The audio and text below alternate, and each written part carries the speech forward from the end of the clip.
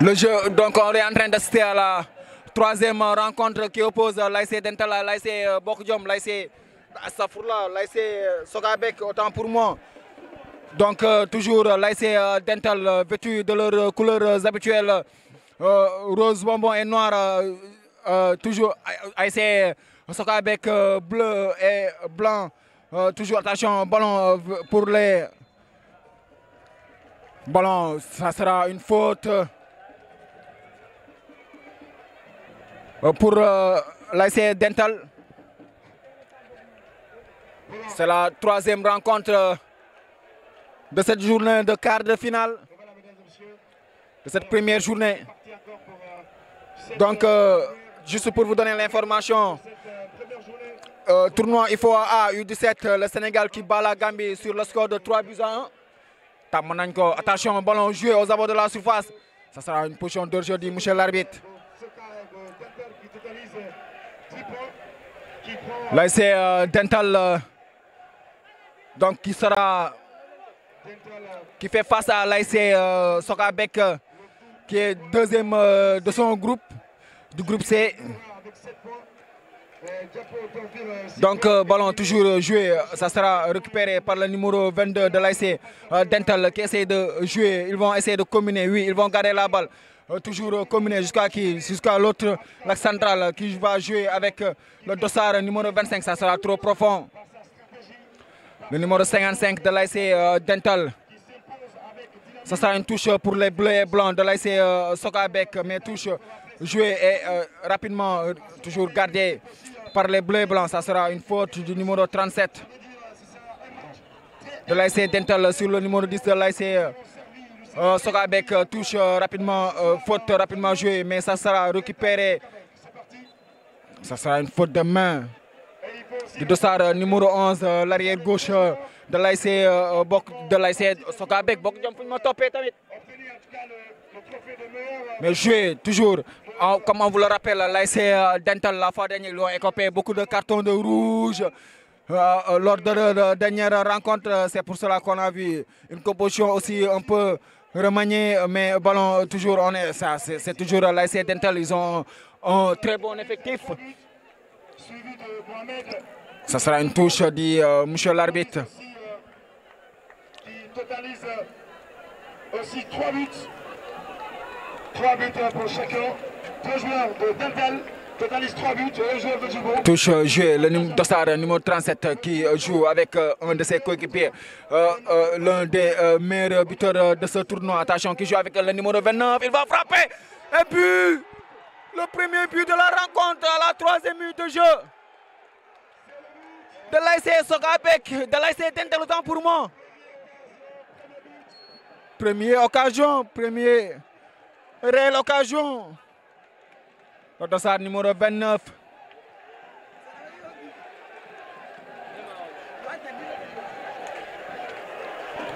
Qui a fusillé le portier de l'ASC Sokabek. 1-0. Ballon toujours pour les bleus et blancs qui vont essayer maintenant de sortir et jouer pour aller chercher l'égalisation. Ballon joué, le dossard numéro 9 de l'ASC. Attention, il va passer devant son vis-à-vis. Il va centrer dans la surface, mais ballon dégagé très très loin même, ça sera une touche. Touche exécutée par le dossard numéro 11, l'arrière gauche de l'ASC Sokabek qui joue avec un de ses coéquipiers, mais il va finir par perdre la balle. Ballon toujours conservé par les joueurs de l'ASC Dental. Attention, il a mal joué. Mais ballon toujours pour les joueurs de l'ASC Dental. Ils vont essayer de combiner le numéro 40. Attention, le numéro 40 qui cherche à jouer. Hors-jeu dit monsieur l'arbitre.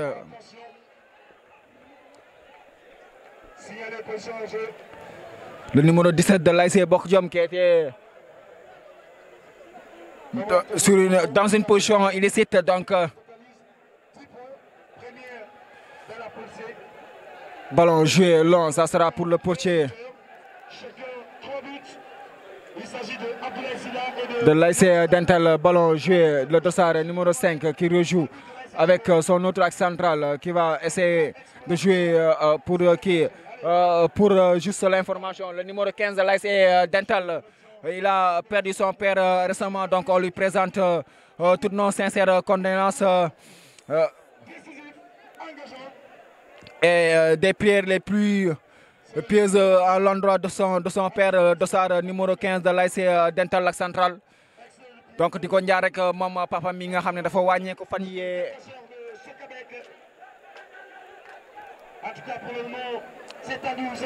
Touche pour l'ASC Dental, le numéro 17 qui remet à son arrière droit qui va centrer. Attention! Il a failli lober le portier. Malheureusement, il a manqué de justesse de pied. Sinon, voilà, le gardien il était éloigné en tout cas de l'addiction du ballon. Mais jouer rapidement pour les joueurs de l'ASC Sokabek sur le pressing du numéro 25. Attention, il va récupérer. Ça sera une faute. C'est la bataille de Kilina entre Soumaoro Kanté et Sungata Keita en 235. Le ballon va parler ce soir. Ballon intercepté et récupéré par le numéro 29. Attention, il va récupérer la faute intelligemment. Faute du numéro 4 sur le numéro 29. Un but à 0. But inscrit prématurément.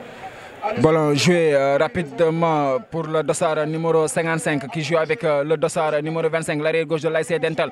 Il va chercher un de ses coéquipiers. Oui, il a fini par le trouver dans l'entrejeu. Le dossard numéro 40 qui joue avec le dossard numéro 22. Le dossard numéro 27, qu'est-ce qu'il va faire? Il va marcher sur le ballon, il va le perdre. Non, mais il sera sauvé par le dossard numéro 22, le capitaine qui joue avec son axe central devant. Il va jouer avec son arrière droit qui essaie de jouer en profondeur, mais ballon trop profond. Il n'avait pas suivi, mais pressing, ça sera toujours récupéré. Les joueurs de l'ASC Sokabek qui cherchent à combiner. Qu'est-ce qu'ils vont faire? Ils vont combiner. Oui, ils vont toujours garder la balle. Ça sera une faute. Il va revenir sur la faute. Le dossard numéro 15 qui va faire rappeler à l'ordre par le référé, le maître du terrain, l'arbitre. Espérons plus de preuves que de mal. Voilà, qui reconnaît sa faute. Malheureusement, pas de carton.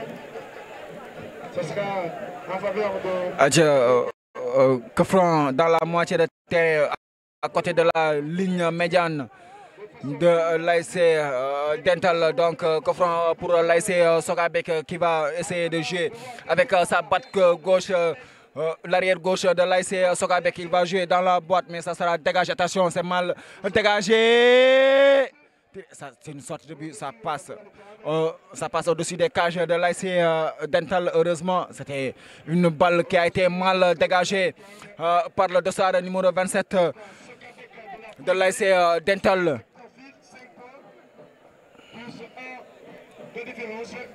Ballon joué, le dossard numéro 15 qui joue avec le dossard numéro 27 qui va essayer de faire sortir proprement. Oui, il va faire sortir la balle. Ils vont essayer de jouer combiné. Attention, il va jouer long pour essayer de trouver son attaquant. Il va glisser et ils vont perdre la balle. Là, c'est Dental qui est en train d'alterner les combinaisons de passes courtes et de passes longues pour pouvoir surprendre l'adversaire rapidement. On connaît la qualité de passe du dossard numéro 15 de l'ASC Dental Lac Central, mais ballon, on va suivre l'action, le dossard numéro 13 qui joue de l'autre côté pour le dossard numéro 4, mais ça sera enrayé par l'arrière droit qui va chercher son attaquant. Ça sera une faute du numéro 37 sur un des défenseurs de l'ASC Sokabek qui demande à ses joueurs de faire du mouvement pour qu'ils puissent jouer avec eux. Qu'est-ce qu'il va faire? Il va jouer long. Oui, il va jouer long. Ça sera dans le rond central. Ça sera dégagé de la tête par le numéro 25, mais récupéré toujours par les bleus et blancs. Ils vont essayer de conserver la balle, mais récupéré par le numéro 25. Attention, c'est une mauvaise conduite de balle. Il confond vitesse et précipitation, mais par le numéro 17 de l'ASC Sokabek, peut-être par la taille et grand, par le talent, le numéro 17 de l'ASC. Il sera taclé par le maître à jouer de l'ASC Dental, le numéro 27 de l'ASC Dental. L'homme a tout faire. Attention, on va suivre l'action. Il va centrer, ça sera contré et dégagé en touche. Le numéro 27 de l'ASC Dental.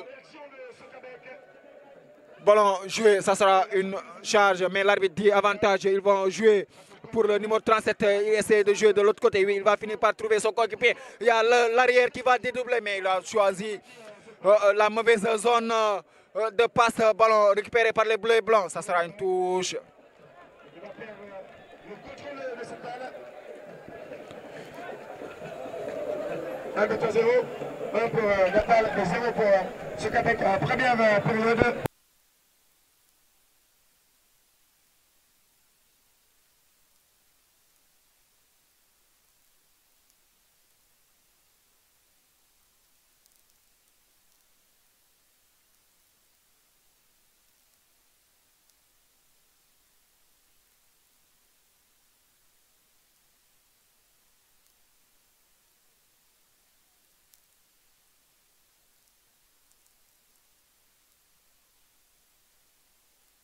Bokjom, l'ASC Sokabek, autant pour moi. Donc toujours.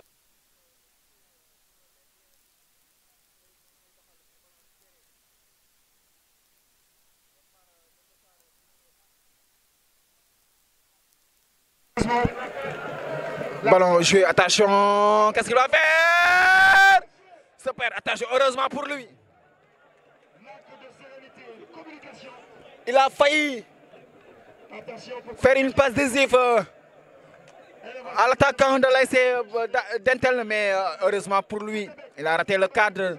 L'attaquant de l'ASC Dental joue devant vers son attaquant, mais il va trouver le défenseur. Ça sera quoi, dit monsieur l'arbitre. Mais ballon joué, attention, le numéro 4, il va récupérer la faute aux abords de la surface.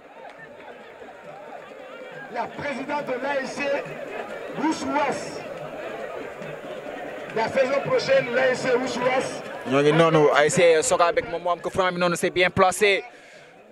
Association sportive et culturelle Oussouas. La saison prochaine, on sera ici. La présidente est déjà là. Voilà. Et les supporters sont là. Voilà, tout ce qui consomme voilà, de Oussouas. Préparez-vous bien. L'année prochaine, l'ASC Oussouas sera de la partie. On a vu. On voit le numéro 11 avec sa patte gauche qui prend son élan et le dossard numéro 8 aussi qui va essayer de centrer. C'est un coup franc dangereux qui va l'exécuter. La présidence de Mme Gay, présidente de l'ASC Oussouas. Coup franc pratiquement à 20 mètres de la ligne de but. Ballon tiré, mais ça sera contré par le mur humain, mais toujours récupéré par les bleus et blancs. Cette fois-ci, ça sera renvoyé définitivement. Non, mais récupéré. Toujours les joueurs de l'ASC Dental, le numéro 22 qui combine. Attention en profondeur pour qui oublie son ballon. Derrière, il y a la disponibilité du numéro 40. Il va lever la tête, il va jouer dans la boîte pour qui? Pour un des défenseurs de l'ASC Sokabek. Ils vont dégager la balle. Mais récupérer toujours, attention, le petit, mais attention, ballon joué, le dossard numéro 14 de l'ASC Sokabek qui essaie de combiner. Ils vont garder la balle.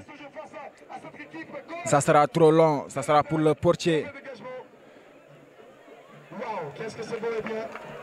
Quelle complicité entre les défenseurs et son goalkeeper. Mais attention, il a voulu surprendre son gardien face à cet excentré de Sokabek qui a voulu surprendre le goalkeeper. Ballon joué pour le dossard numéro 27 qui essaie de réguler le jeu. Il joue avec un de ses arrières centraux. Il va jouer long, ça sera devant pour qui?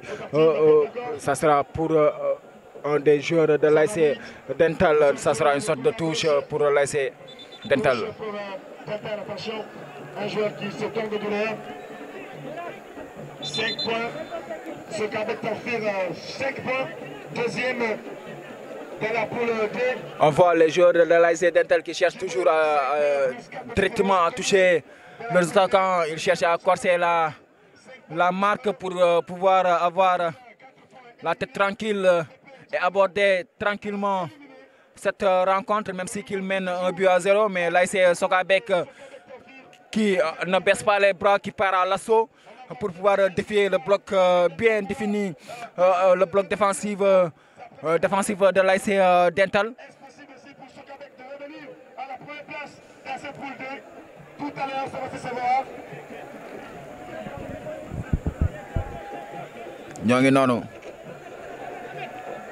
Meilleur buteur, Mor Marsal de ASC Dental, 3 buts.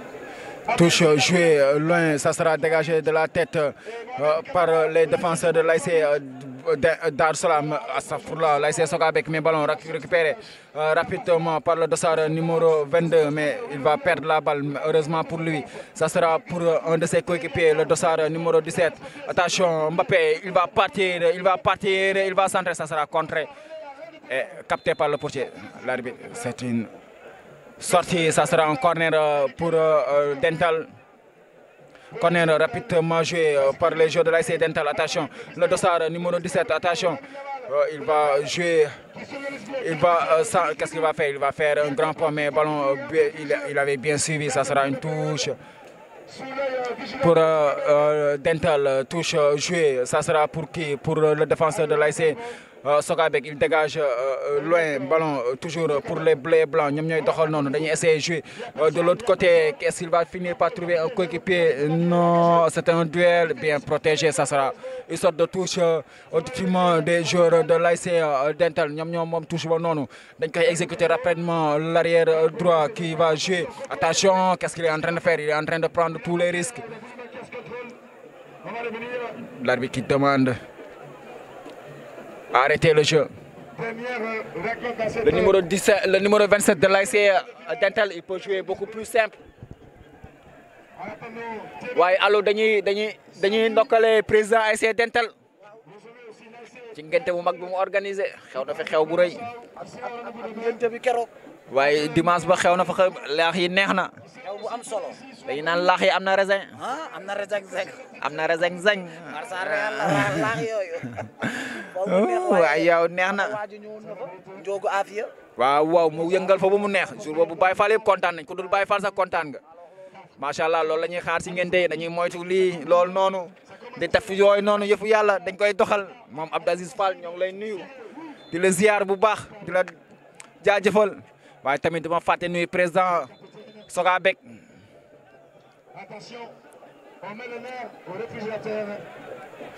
ñoo ngi noonu le numéro 4 qui cherche à râler sur l'arbitre en tout cas c'est pas une bonne chose.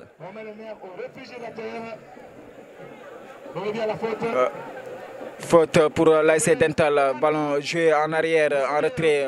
Attention, le numéro 55 qui rejoue avec le numéro 15. Ils vont essayer de calmer, de jouer en une touche qui joue avec le latéral. Il va centrer, il va trouver un défenseur, deux défenseurs même, mais ballon joué. Attention, dans la boîte, ça sera pour qui? Bien protégé, ça sera une sortie de but.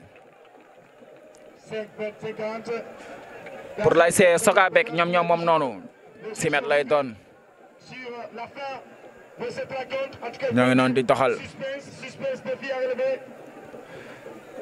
noonu di doxal waa Sokabek waaye bal ba dañ koy perte ASC Dental ñoo ngi noonu deuxième ballon yëpp ñoom ñoo ko attention ballon mal joué attention ça sera un duel du numéro 25 il récupère la touche le numéro 25 intelligemment joué.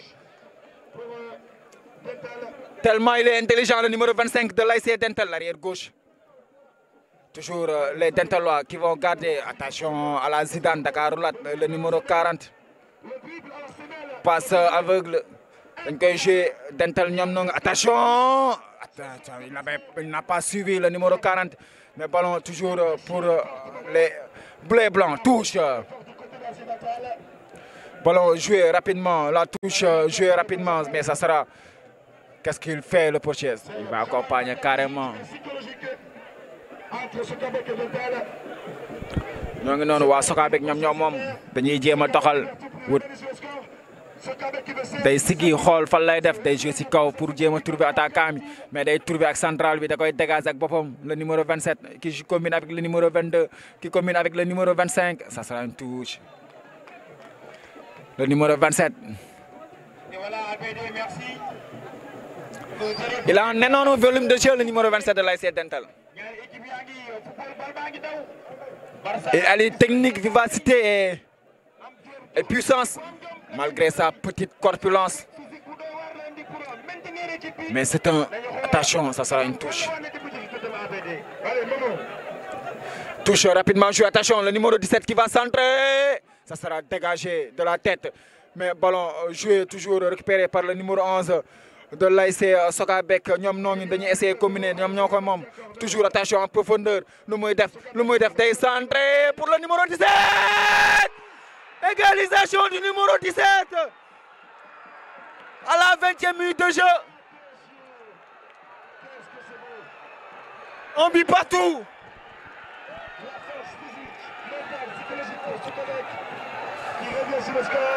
L'ASC Sokabek qui revient à la marque par un magnifique centre de l'excentré sur un bon plat du pied du numéro 17 de l'ASC Sokabek. Un but partout.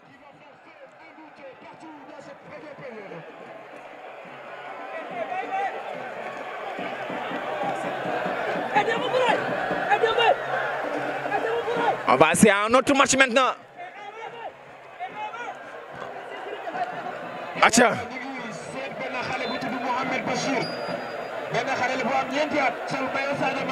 Acha, ballon toujours pour les joueurs de l'ASC Dental. Attention, ballon récupéré sur le pressing. Il va récupérer, oui, le numéro 13 de l'ASC Sokabek. Il va récupérer la balle. Ça sera une touche. C'est une mauvaise passe du numéro 13. On voit les joueurs, le numéro 55 qui demande à ses joueurs d'être beaucoup plus appliqués, beaucoup plus appuyés et beaucoup plus agressifs dans les marquages. Ballon récupéré, joué toujours le numéro 27 qui joue avec son numéro 25, l'arrière gauche. Attention, il ne peut pas passer là-bas. Ballon récupéré. Il va récupérer la faute. Sénégal, Mohamed Bachir. Actilet. Mohamed Bachir, le 17. Les joueurs de l'ASC Dental doivent se calmer aussi, hein. Ils doivent se calmer.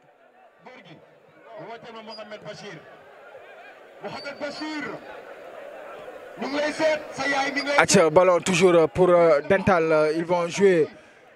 Dégager, ça sera une tête. C'est ça qu'on attend, le football comme on l'aime. Un but partout. Les moyens quart de finale. Attention, le numéro 40 qui essaie de combiner, il va récupérer la faute. Ça sera une faute du numéro 40 du joueur de l'ASC Dental.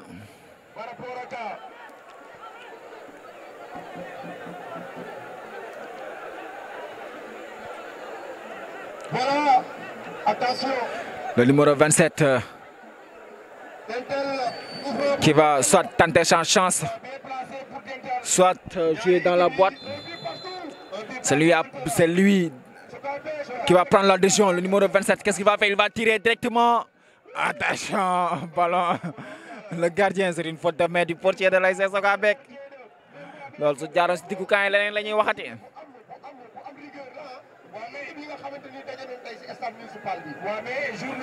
corner qui sera exécuté par le numéro 29. Il va chercher une tête de ses coéquipiers. Il va trouver qui? Attention. Ça sera un autre corner aussi.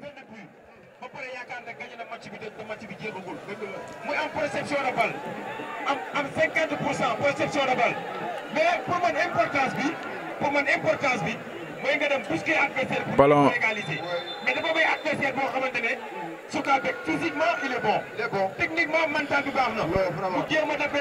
Le corner va être exécuté par l'arrière droit de l'ASC Dental, l'arbitre qui parle avec les acteurs. Attention, corner, ballon dégagé de la tête. Touche pour l'ASC Dental, touche jouée pour le numéro 17. Qu'est-ce qu'il va faire? Il va récupérer une autre touche. Un beau geste du joueur de l'ASC Sokabek qui salue l'arbitre de touche. Touche long, mais ballon dégagé. Ça sera une faute, dit monsieur l'arbitre. En tout cas, il pouvait laisser le jeu se dérouler. C'est parce que la balle avait retombé sur les pieds d'un joueur de l'ASC Sokabek.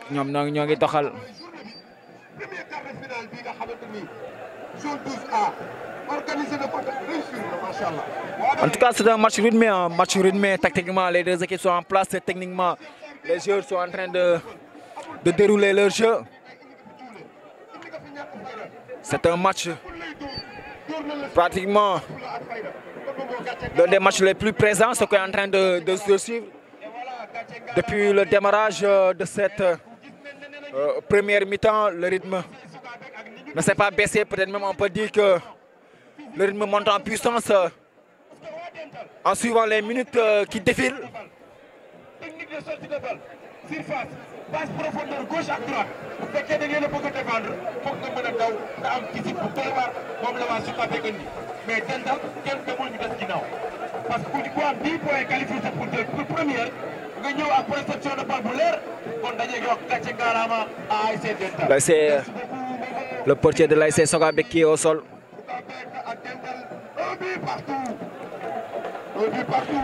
Donc les deux coachs en profitent pour donner des consignes et apporter des corrections.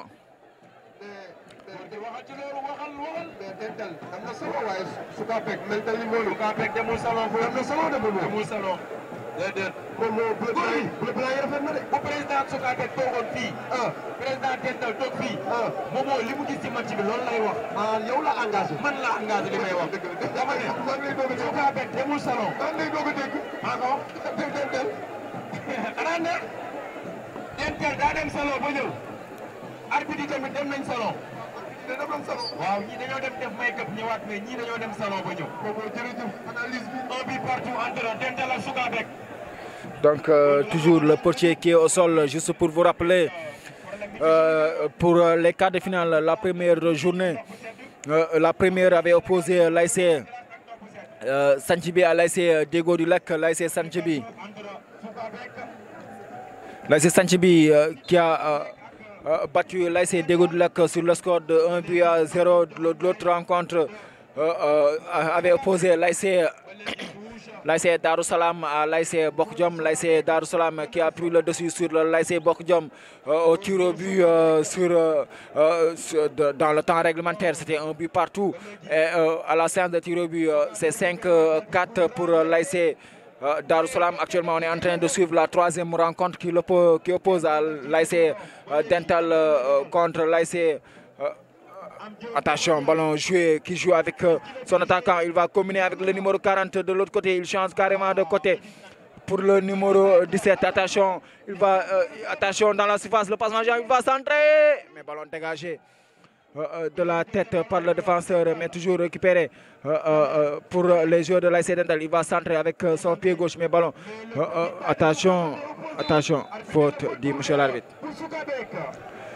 Pour l'ASC Sokabek, comme on vous l'a dit, la troisième rencontre oppose à l'ASC Sokabek contre l'ASC Dental. Un but partout actuellement. On est à la première période, peut-être même à quelques minutes de la fin de la première période.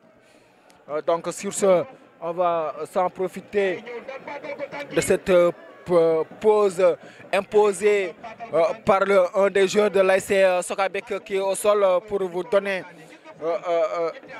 les rencontres qui vont se dérouler à partir de demain, samedi 27 octobre 2024 de la Ligue 1 sénégalaise. Donc on va vous donner les rencontres.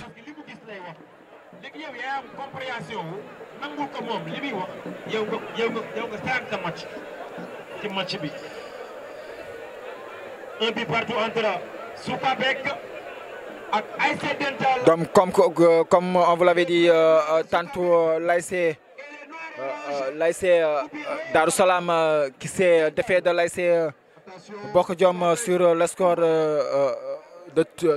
par tir au but, 4-1. Et l'ASC Santhibi qui a pris le dessus sur l'ASC Déggo du Lac sur la plus petite des marques, 1-0, mais c'était suffisant pour aller en demi-finale. Toujours.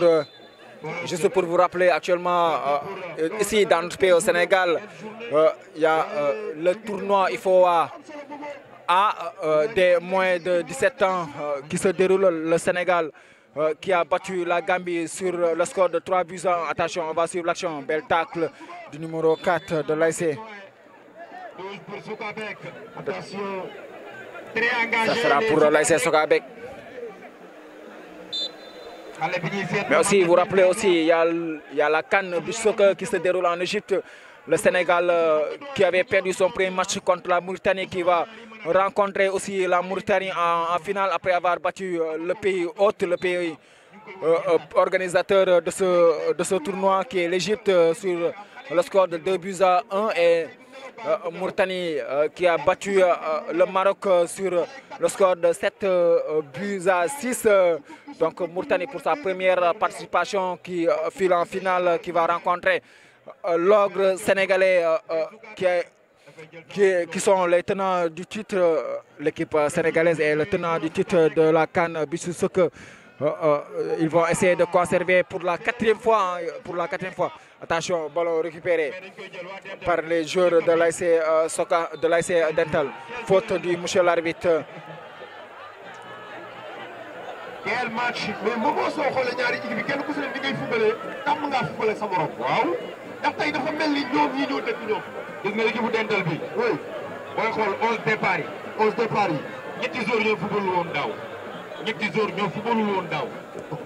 Attention, ça passe à côté. équipe bi dafa nekk ci dynamique boo xamante ne pendant 3 ans ñoo bokk seen coach ñooy naan ataaya ñooy lekk peñe ñooy dem football yi. même bu nawetaan jeexee loolu moo lay wane la gis nga Dental lenn rek nga leen mën a jaay ëppale leen ko muy duel physique mais technique mën leen ko ëppale ci match. Attention, ballon dégagé par la tête. Attention, c'est une mauvaise transmission du numéro 22, ballon récupéré. analyse bi attention la moo xew touche la wala coup franc la. touche pour Dental. touche pour Dental. Dental am touche noonu. Donc touche jouée, ça sera dégagé de la tête par un joueur. Attention, ballon récupéré, le numéro 13 qui cherche. Heureusement, il va glisser. Ah mais appel bi devant la ko soxla woon. C'est une mauvaise transmission qui a joué sur le dos de son coéquipier, mais ballon toujours récupéré par l'ASC Dental. Attention, il va essayer de jouer. Oui, il va trouver un de ses coéquipiers, le numéro 22, avec son pied gauche, ballon récupéré. C'est une faute. Donc comme on vous l'avait annoncé tout à l'heure, on va s'en profiter pour vous donner les rencontres de la deuxième journée de la Ligue 1 sénégalaise. L'US Ouakam qui va recevoir à le stade municipal de Ngor l'US Gorée. Ça sera un choc. Attention. Attention. C'est un choc. Des deux joueurs. Le numéro 25 de l'AS, le dossard numéro 25 de l'AS Dental. Il y a une collision là-bas. Donc,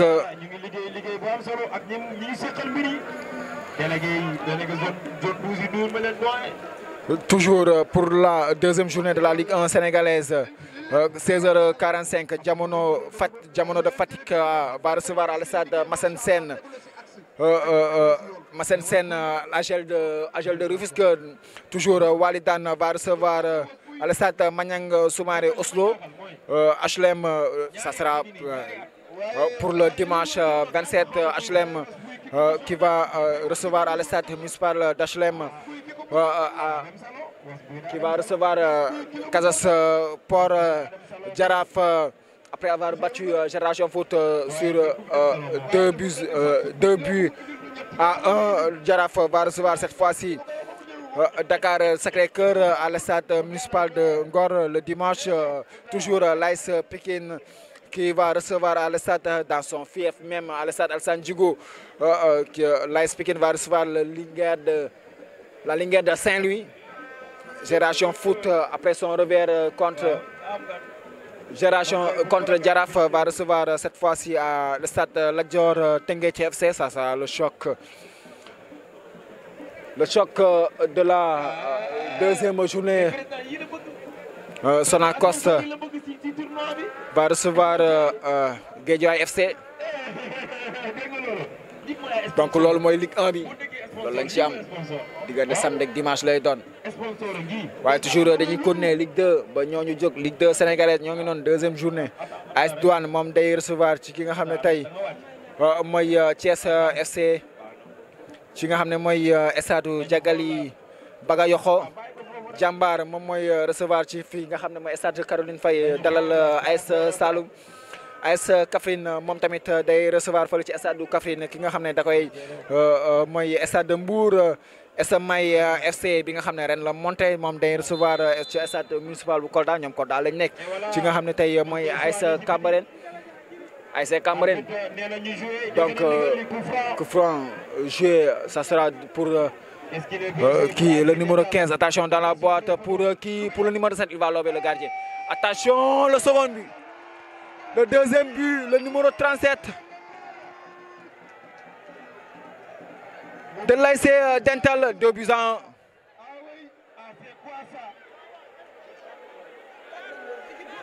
C'est quoi ça, Dental? Qu'est-ce qui se passe, Dental? Attention, le joueur de l'ASC Dental est au sol. Ah oui?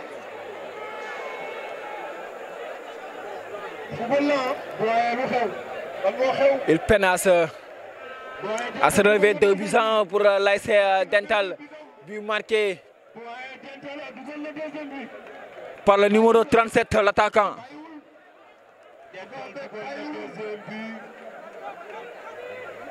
Le numéro 25 de l'ASC Dental qui peine à se lever. Bon, il va céder sa place, le numéro 25. Au dossard numéro 33. Ça devient inquiétant maintenant. Le joueur va reprendre son cours. Ballon joué, attention.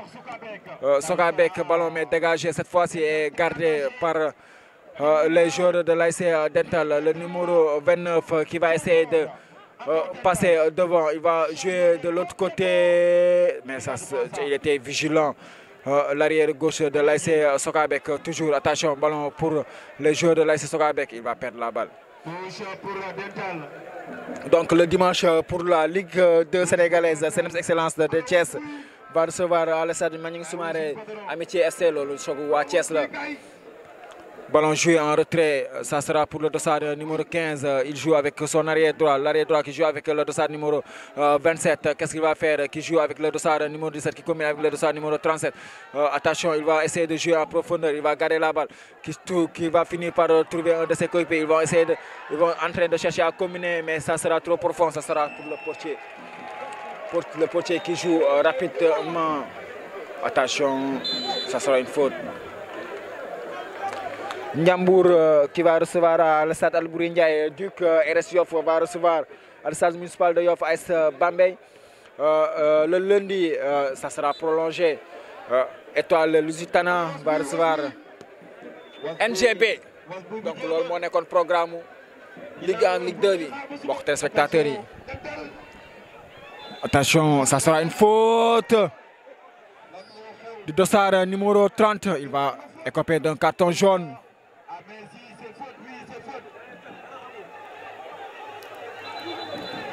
Attention. Attention. Il a déjà écopé un carton jaune, il doit calmer ses nerfs.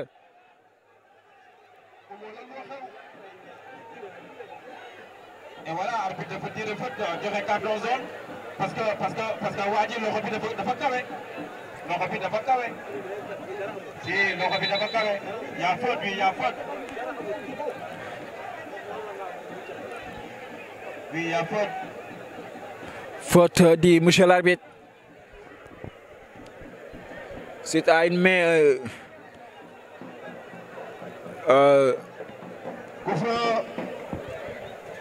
Du joueur de l'ASC Dental ñoo ngi noonu joueur ba day jóg ñu teg ko franc bi.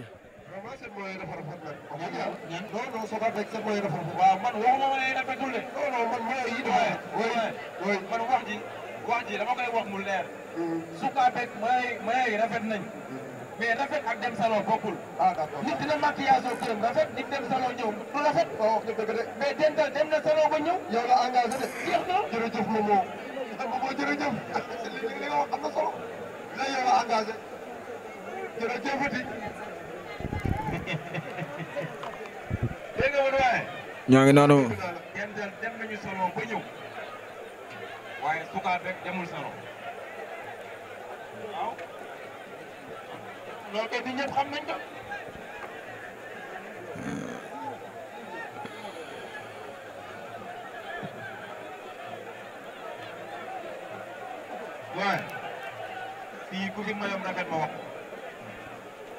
Aïcha. Le joueur peine à se relever lui aussi.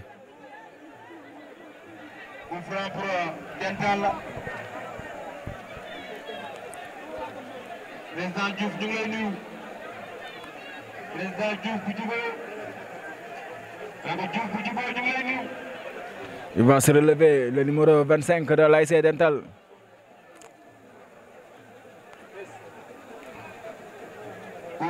Pour ASC Dental, pour ASC Socabek. ñu ngi koy xool waa Croix-Rouge ñëw nañu assisté.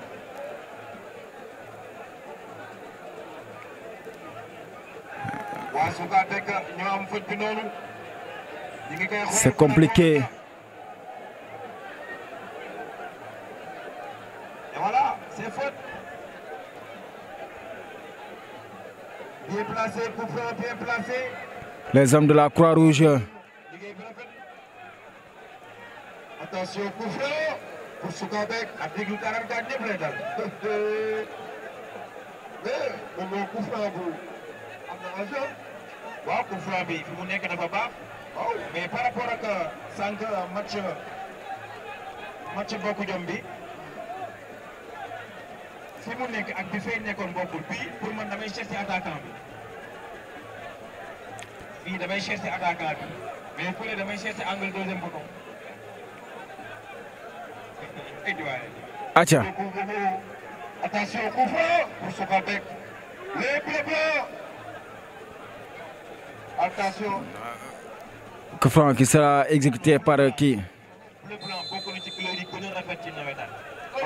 Attention. Acha, coup franc bien tiré. Ça, heureusement, ça sera capté par le portier de l'ASC Dental. ñoo ngi noonu dañ koy doxal. Il va relancer pour son arrière droit le dossard numéro 30 qui joue avec le dossard numéro 40. Qu'est-ce qu'il va faire? Il rejoue avec attention, ça sera loin devant. Ça sera attention.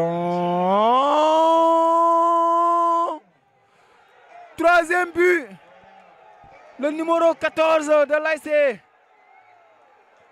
Socabek qui lobe son gardien sur une coup de tête.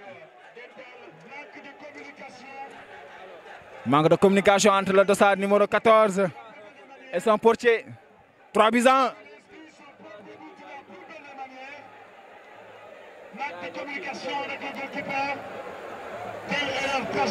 Ça devient de plus en plus compliqué pour l'ASC Socabek.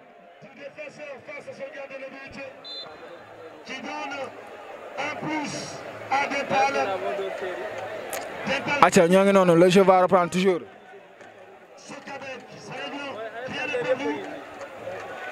Rien n'est perdu. Tout reste à jouer. On va voir Socabek encore. Une heure de communication avec le gardien et le défenseur. Un match très tendu, très chaud. Acha, ñoo ngi noonu dañuy doxal. Ce sera une faute. La main dans le visage. Dental qui vient de sortir. Ils doivent se calmer, les 22 acteurs doivent se calmer.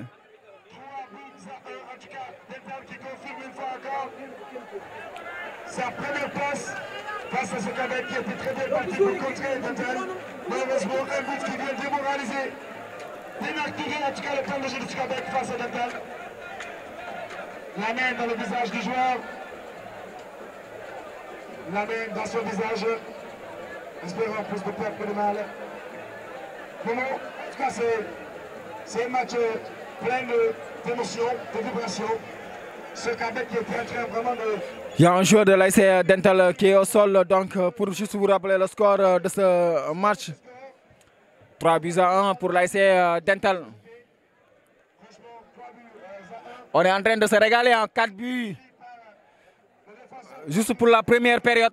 Par manque de communication qui donne cette faveur à Dental, sinon que Socabek est dans la posture de pouvoir contrer et de pouvoir imposer son jeu et de pouvoir revenir sur le score. À ce stade, le score est le fleuve, mais tout reste à jouer, tout est possible. Pas de mission impossible, mais des candidats incapables Acha, joué encore pour le dossard numéro 22 qui joue avec le dossard numéro 3. Joué le numéro 29 qui va récupérer la faute.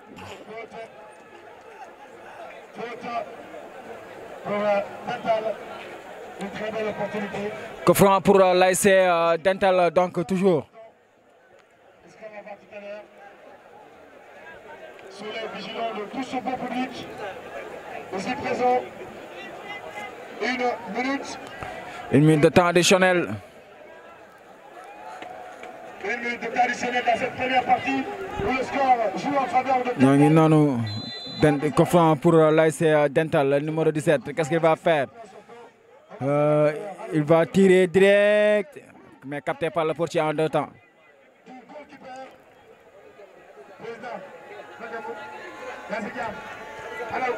Jouer ballon pour les bleus blancs qui va prendre tout son temps et gagner quelques mètres. Il n'est pas attaqué, il va jouer devant, ça sera renvoyé par la tête.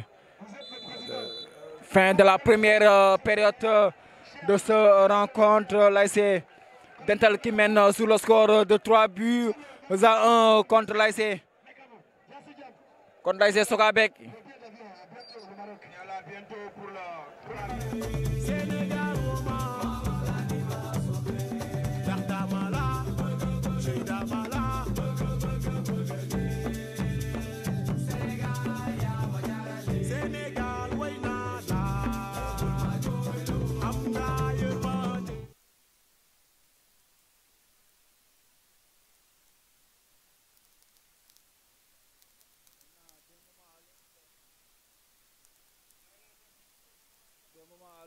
La seconde période.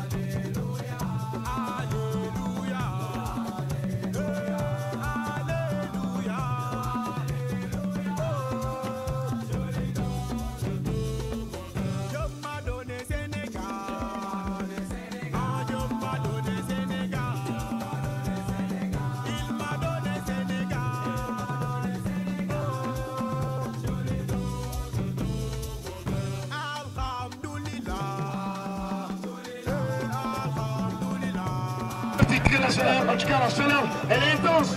La chaleur, elle est intense dans son match. Atcha ñoo di doxal dañuy doxal. Attention, bataille du numéro 17 et le numéro 22, les joueurs de Sokabek qui continuent à se bagarrer, à se battre pour pouvoir réduire le score.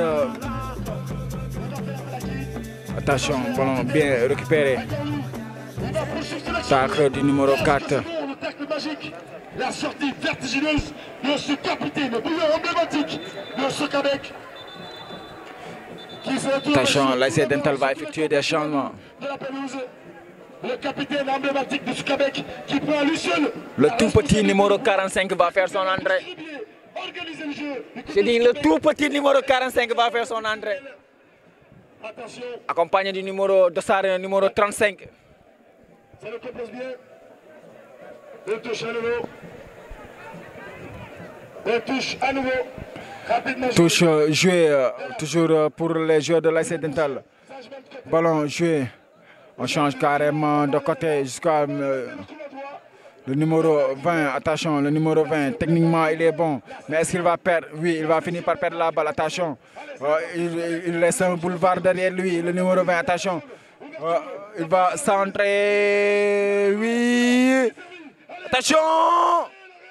Il tire très loin même. Au-dessus des cages du portier de l'ASC Dental. Le numéro 35 va faire son entrée. C'est le moment, c'est chaud. C'est le moment, Diallo. C'est le moment. Sokabek pour insister pour. Le numéro 40 va céder sa place. Le numéro 45 aussi va faire son entrée. Changement pour Dental, le 55 sortant. Le 55 qui va céder sa place devant la celui. Vraiment un joueur. Le numéro 55. Qui a mouillé le maillot.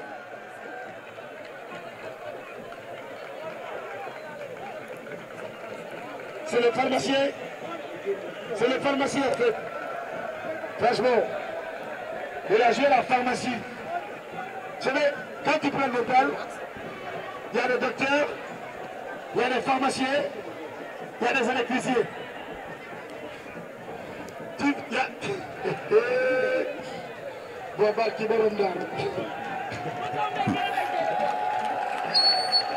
Président Omar Diop. Président. Le Dossard numéro 55. Ça va bien.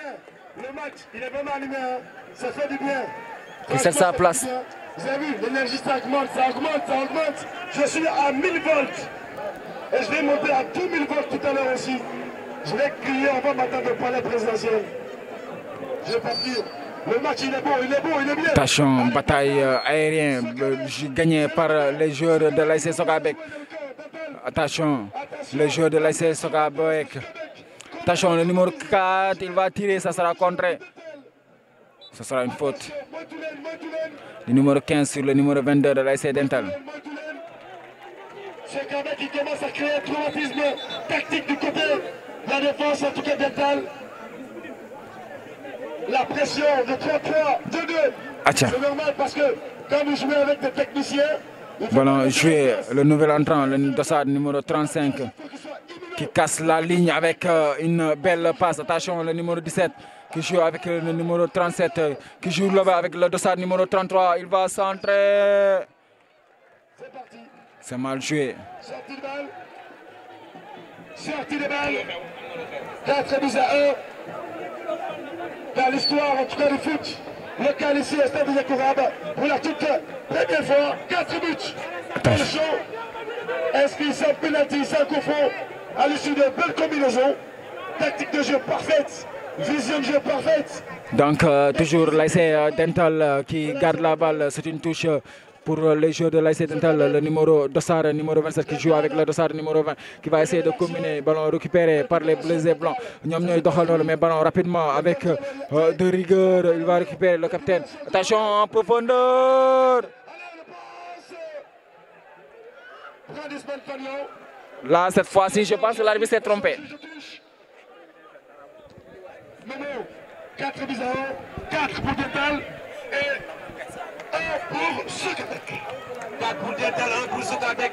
Ballon joué toujours pour les défenseurs de l'ASC Sokabek. Il va essayer de jouer. C'est une mauvaise transmission. Récupérée par le numéro 17. Joué en retrait par le numéro 33. Il va jouer en retrait avec le nouvel entrant, le dossard numéro 35, qui joue avec le dossard numéro 27, qui dévie, le numéro 17 qui dévie tranquillement. Attention, c'est un mauvais centre. Attention tout à l'heure. C'est une confusion qui les avait coûté un but contre son camp. Mais cette fois-ci, le portier était beaucoup plus vigilant. Les bleus et blancs de Sokabek. Attention, ballon mal joué, mais ballon récupéré par les bleus et blancs. Encore Sokabek. Attention, ballon renvoyé de la tête. L'ASC Dental qui essaie de garder la balle. Mais récupéré, attention, de l'autre côté, il a de l'espace devant lui. Attention, il joue en hors-jeu du monsieur l'arbitre. Hors-jeu pour Dental. Le dossard numéro 37 de l'ASC Dental est au sol.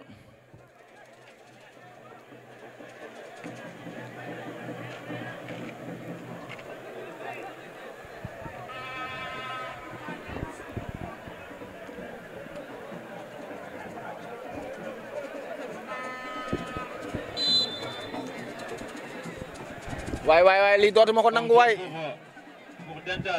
wow na dëgër na. acca ñu doxal. waa Dental la yor bal ba. yow kay dama la am ba bu yàgg. mais acci mo boy an. argay acca. hande waa Sokabek maami neem hirto. maami kirteɓe gulla. acca ñoo ngay doxal. waa Sokabek ñoo nga noonu bal ba. xale bi daa mën a football. attention faute di monsieur l'arbitre. on pourrait mettre maaro kaaje. xam naa moom déwén bu dee Sokabek lii lay indi président équipe bi dinañ jël booy bi 17.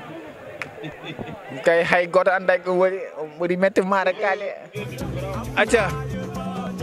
par rapport ak match bi 4-1 wax nañ leen ko léegi. arbitre wuy la arbitre bi nee na ngeen reculer. coup franc pour Sokabek. ñoo ànd moom mooy suñu directeur des programmes ñu ñoo ànd.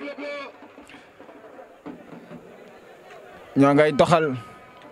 coup franc pour ASC Sokabek. attention. dafay centré. attention. ça c'est une sorte de but. ñàkkurab mango yi jeex na. ñàkkurab amatul mango yi jeex na. acca ñoo ngay doxal. les forces de l'ordre merci pour le travail. mais aussi attention toujours. attention contrôle quel contrôle. Dental ñu ngi doxal. alors l'homme am saison. mais il prend beaucoup de temps. Oh. attention ballon. ça sera arbitre une faute. kaay ma wax ak yow. li ngay def boo ko bàyyiwul ma génn la terrain bi. li ngay def boo ko bàyyiwul ma. bon alhamdulilah. dinaa ko def. fi ma toogoon wow na. waaye fii moom instant nii. acca waa Sokabek ñoo ngay doxal ñoo ngay dem attention Dakar loupé mu mujjee yegg si gardien bi. c'est le numéro 22.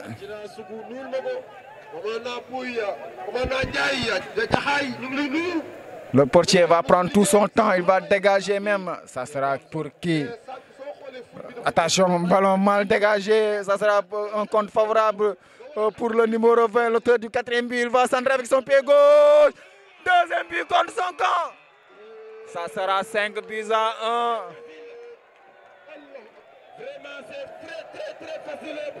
Il n'y a pas photo. C'est la balle de 5e but. C'est la balle de 5e but. 5 buts à 1. Fair play. Fair play. Dara xewul. Et voilà, c'est la sportive bi lii mooy àdduna. Il connaît du jouer. Lii mooy àdduna. Dama la wax ni la ñaari ndam ñooy dugg. waaye waa Sokabek avant arbitre siffle fin dina fekk ñëpp yegg nañ seen kër. Lii samay xarit lañu. waaye lii mooy àdduna.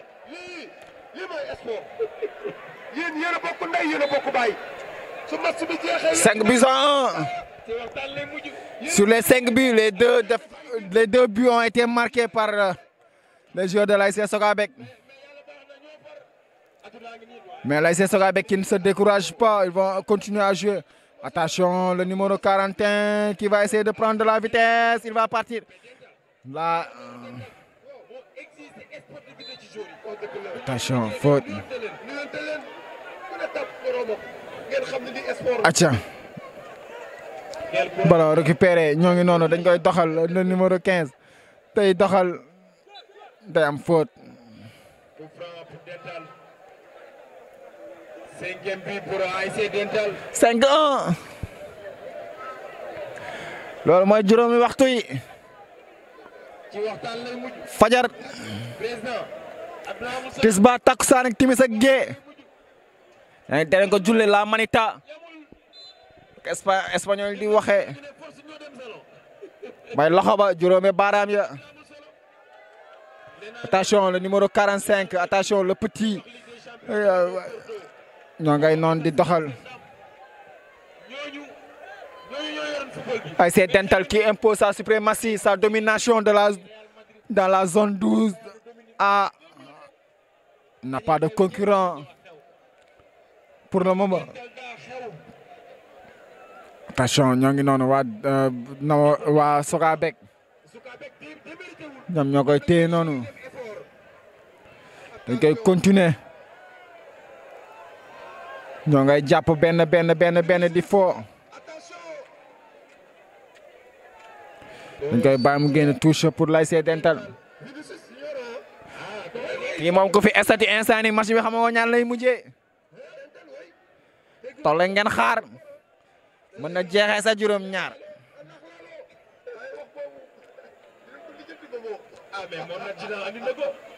acca ñoo ngi noonu waa Dental ñoo ngay doxal di bennal ñooñu. waay mbaa du jàmmala lii. attention il file tout droit vers le but. Ce sera une faute.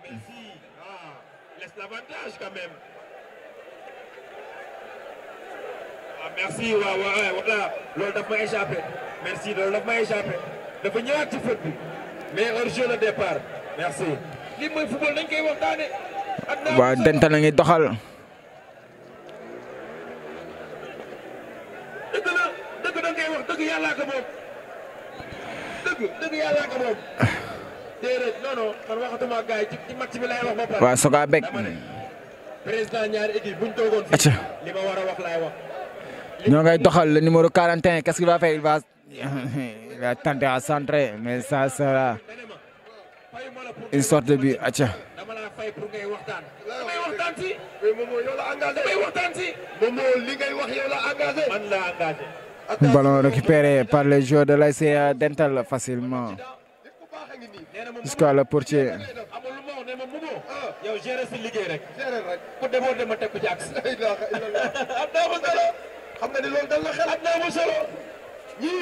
attention toujours waa Sokabek ñoom moom noonu le numéro 45 dañuy jàppante jàpp def benn le numéro 20 qui joue avec le numéro 41. attention ballon joué. Ils vont jouer jusqu'à son portier qui joue. ñoo ngay noonu di doxal waa Sokabek. dem na solo ba ñëw. waaye may ma lool nag. Sokabek dem na solo may ma ko. acca le dossard numéro 8 le dossard numéro 8 attention il va essayer de jouer de l'autre côté mais avec la vigilance du dossard numéro 33 mais ils vont essayer de continuer à jouer. Le dossard numéro 45 attention ballon intercepté par le dossard numéro 11 du joueur de l'ASC Sokabek, le numéro 4. Attention, il se défait de ses vis-à-vis avec un joli roulade.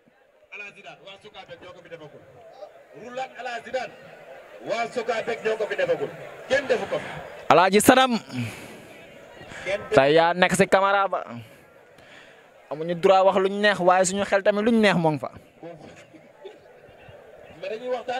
ñoo ngay doxal coup franc la.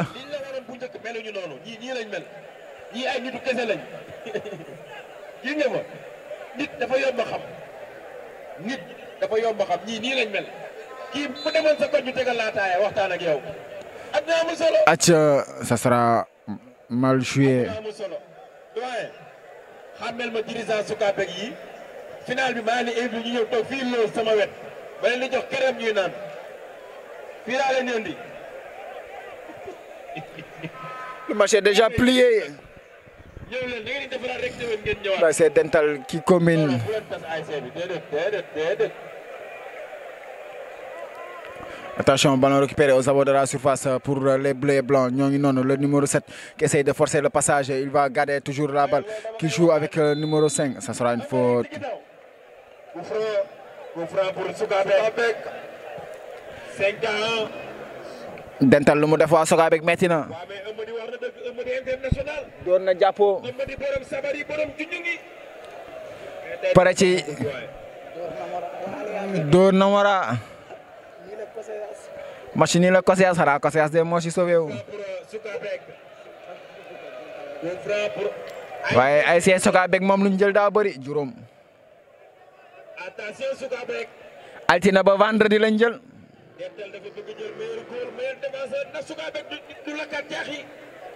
Acha. Le dossard numéro 4. Attention, ça passe à côté. Le door fële mu génn ci biti. mais Dental tàpp doxu bu am jom la indi. waaye xam nga luy loolu. tàpp doxu. xam nga xale yi ñooy jël langage yu jëkk yi. indiwaat ko léegi moderniser ko. maanaam da ngay jox ci déplacé wu. moom la ñuy wax tàpp doxu. tàpp doxu. waaw tàpp mooy nga door bal bi. Acha. dem feneen. ñoo ngay dem. fépp lañ koy def. tàpp doxu. fépp lañ koy def mais. waaw Sukabek ñooy doxal noonu. dañuy téye bal ba. comme li Dental comme li Sukabek doon di nii. mooy tàpp doxu. ñoo ngi noonu attention.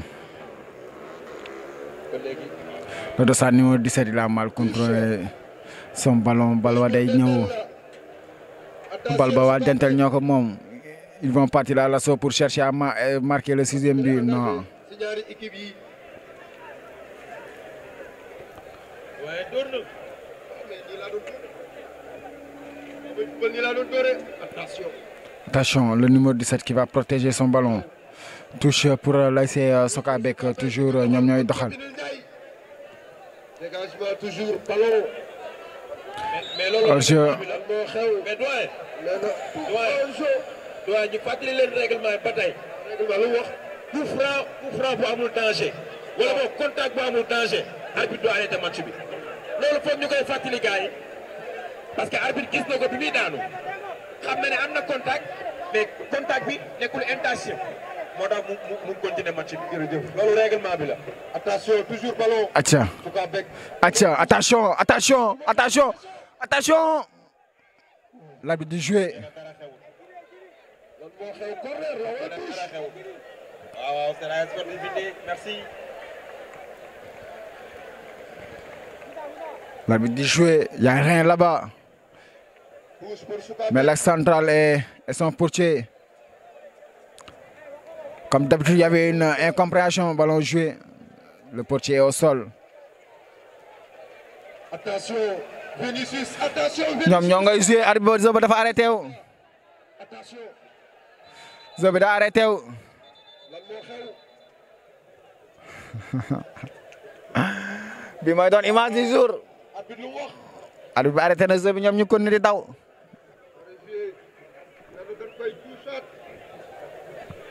dañ koy tuusaat bal bi. ay waay Dental waay. mais l'ASC Sukabek n'a pas démérité. Franchement, l'ASC Sukabek n'a pas démérité. Ils ont joué carrément le jeu. Mais ils ont tombé sur une équipe qui a été supérieure à eux.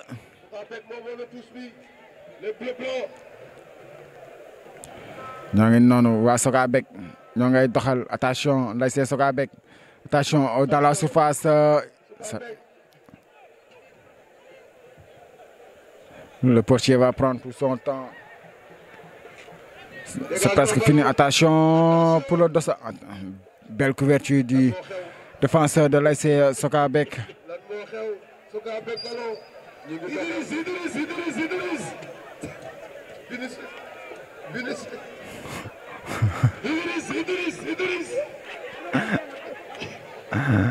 Adja waa Sokabek moom touche.